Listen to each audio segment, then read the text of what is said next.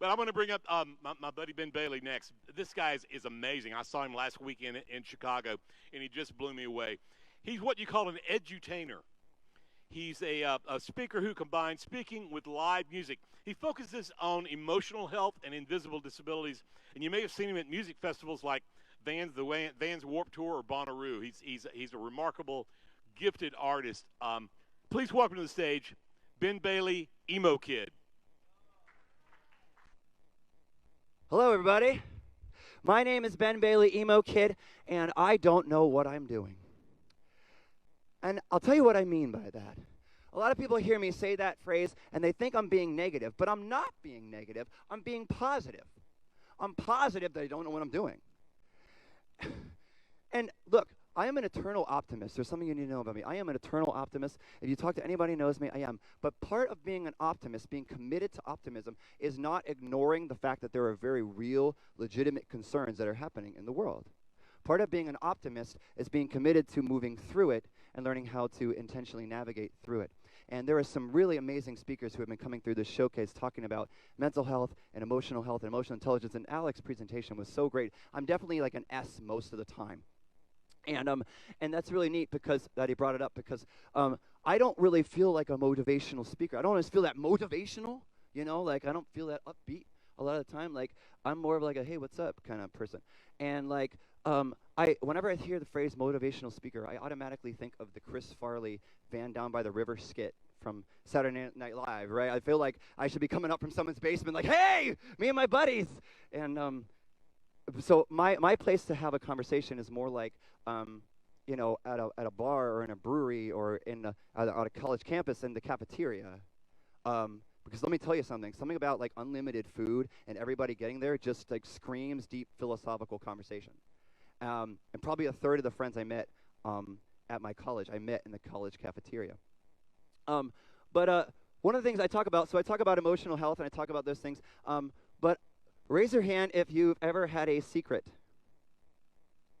I can't really see you, but you got to yell. Yell if you've ever had a secret. All right. Yell if you've ever been felt really awkward. Yeah, well, I feel awkward almost all the time. I want you to imagine something. So imagine a computer. And you go up to it, and you turn it on, and the more you ask it to do something, the more it's like, the longer it takes, right? But usually, then eventually, if you ask it to do too much, eventually it freezes. And then eventually, it crashes. And if you're me, when it starts doing that, you start getting annoyed at it. You're like, come on, come on, come on. And then when it freezes, you're like, oh, you stupid. And then finally, when it crashes, you're like, you worthless piece of, right? That's what do you do? Well, it's interesting because I have a processing disorder, which is a kind of learning disability. And it's kind of like that, except that I'm a human. So I have people yelling at me because I take longer to process information. And then I have people yelling at me for freezing. And then finally I crash. And they yell at me for crashing.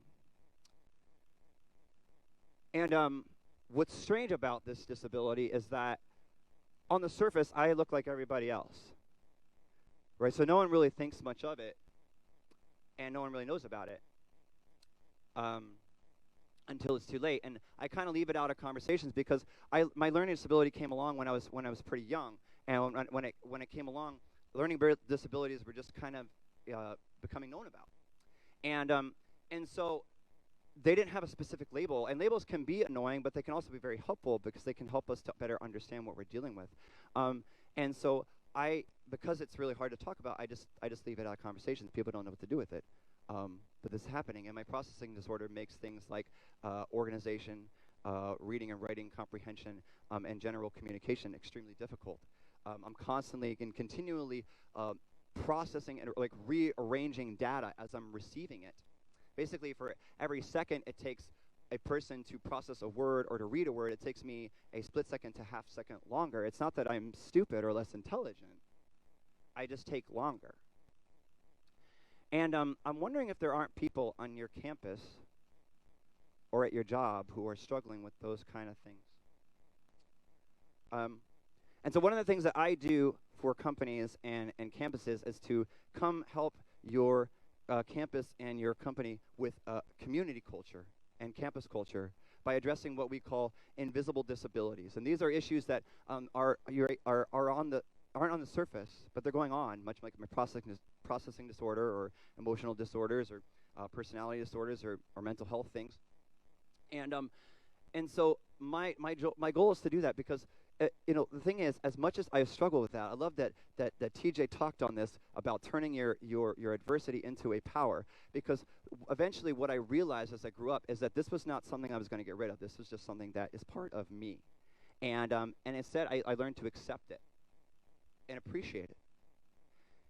And what I've learned from 3.5 decades of struggling to be understood is that my greatest asset, my greatest struggle is also my greatest asset. Thank you. Yeah. Yeah, because it's taught me how to do a lot of things that I might not be able to do. It's taught me to have greater empathy towards people, especially my own students. I'm a school teacher. It's taught me to intentionally take my time to slow down, to breathe. It taught me to stop comparing myself to other people and to focus on the best I could do. It taught me to be okay with being in last place while also never giving up.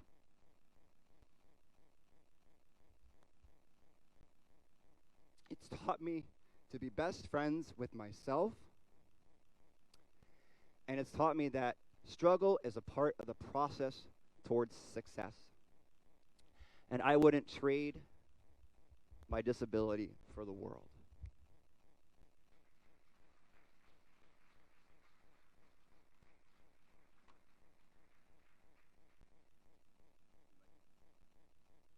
So I wrote this song. We're going to play it as loud as I can.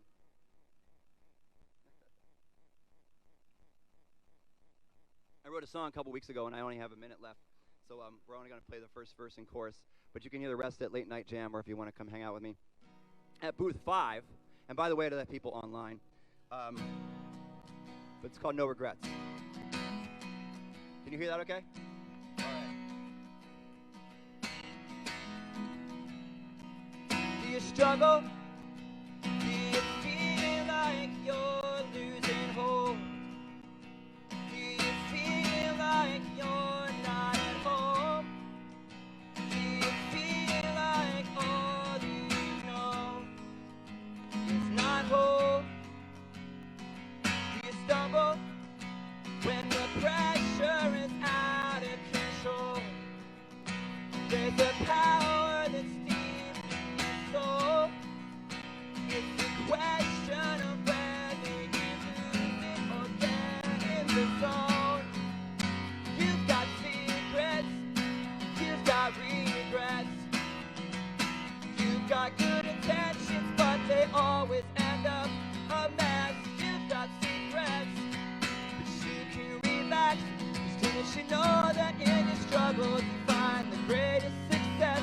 No regrets, no regrets. You've got secrets, you've got regrets.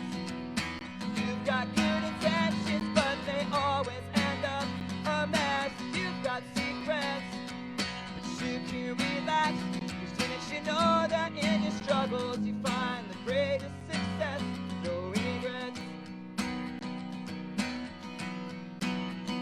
Didn't you know that in your struggles you find the greatest success? No regrets. Thanks, everybody. Your greatest struggle could also be your greatest asset. Let him feel the love. Give it up for Ben Bailie, Emokid.